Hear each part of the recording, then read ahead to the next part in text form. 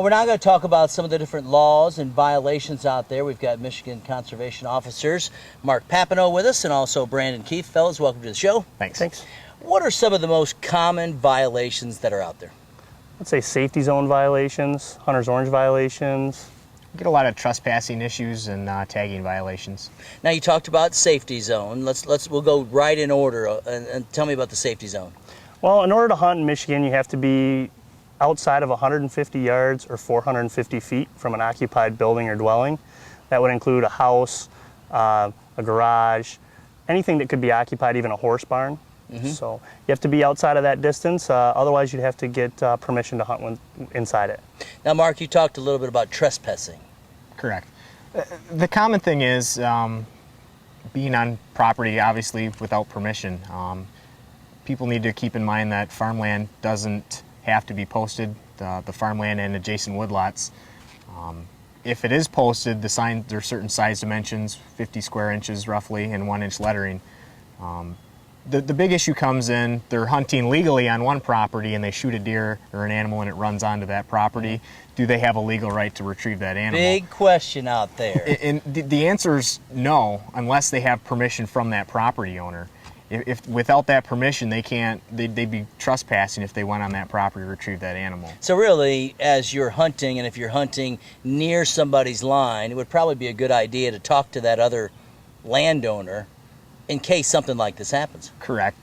And I always recommend get the permission before the season starts, and then that way, when you shoot that big buck on the opening day, you're not knocking on their door at 8 o'clock in the morning saying, hey, I shot this deer, can I go in and retrieve it from your property? If you do your homework and get the permission before the season starts, chances are you won't have any issues getting that deer when the time comes. Now, Brandon, you talked about hunter orange, and I think there's a lot of misconceptions out there when it comes to that.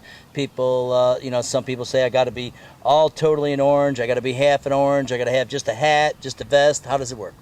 Well, the hunter's orange requirements in Michigan require a hat, cap, vest, jacket, or rain gear. Now, are these all ors, or you got to have all that stuff? No, you just have to have one or the other. So Okay. just a hat would be fine. A vest would be fine. Doesn't have to be a vest and a hat. Obviously, the more you have, Sure. the safer you're going to be. There is something in the law that mentions 50%, and it mentions that if you're going to have a camouflage pattern on, if you're going to have camouflage orange on, that 50% of the pattern has to be the highly visible orange color. So there is something that mentions 50%, but we get that confused quite a bit. So, Anything else that we can add about violations that we haven't touched on here? Tagging violations. The important thing is to read your tag.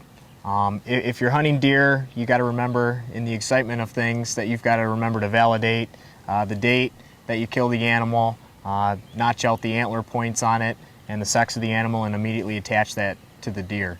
The other issue is using restricted licenses for sublegal deer. Those are only required, use those for 4 more points on one side. So they get a little mixed up in the heat of the moment there, and they forget those simple things. And if they do that, then they shouldn't have any issues. And we have a lot of this information in the hunting and trapping guide, right? correct. It's all in there. It's just you got to read it. Tends to be you gotta read it. Tends to be a little bit long, and some people just throw it off to the side. Some of them will have it in their vehicle, but they don't remember reading that section. So yeah, if they read it from cover to cover, it's in there. You know, another violation I think that's prevalent out there, and it's relatively new in the last couple of years, and that is baiting. Whether you agree with it or not, it is against the law. Correct. With the discovery of CWD, chronic wasting disease, in Michigan in 2008, the Lower Peninsula has banned baiting. You can still bait in the Upper Peninsula, but the Lower Peninsula here, it is closed. Mainly the issue with chronic wasting disease is that deer that congregate at a bait pile have nose-to-nose contact. The disease can be spread in that nose-to-nose contact, and then we can decimate a herd that way. So there's a scientific reason behind banning the bait. Okay. So. Mark, let's touch on loaded firearms in your vehicle. Obviously, you should not do that, but tell me about some of the laws and regulations there. Correct. Hunters need to remember that their firearms have to be unloaded in both the magazine and the barrel and enclosed in a case. Archery equipment has to be, arrows obviously cannot be knocked. They have to be in a case, or if you don't have a case, they need to be unstrung, and that goes for crossbows and bows. Is there anything else that we haven't touched on when it comes to violations that you guys see out there? I would think littering's probably another major one that we have. People that hunt state land seem to think it's not their property, they don't necessarily need to take care of it. It's out there for everybody's enjoyment. So if even your spent shells, or if you're up in the Upper Peninsula and it's a bait bag, make sure you pick up everything you bring out there, because all we're doing is causing problems for the next person that uses the land. So. Well, and I think, Mark and I, you've talked with me before about being an ethical hunter. When people aren't around, well, if you're shooting your gun, you got spent shells or whatever the case is, ethics goes right along with that, doesn't it? That's correct. If you clean up your area, that next person that comes in, we want to keep our natural resources beautiful so that everybody can enjoy them. And nobody wants to go hiking or out hunting in an area that's full of other people's trash. So if you be responsible and you clean up your stuff that you leave, it'll be there, the nature will be there for everybody's enjoyment. And if anybody has questions, obviously there's websites, there's the hunting guide. There's a lot of resources out there for people. Correct. They can look in the hunting guide. Obviously, there's also a website with www.michigan.gov/DNR. They can go to that website. There's a section on there that they can ask a question and get a reply back. Otherwise, they can call the local office in their area. There's 9 districts throughout the state, and they can call the number and see if they can reach a person at the desk.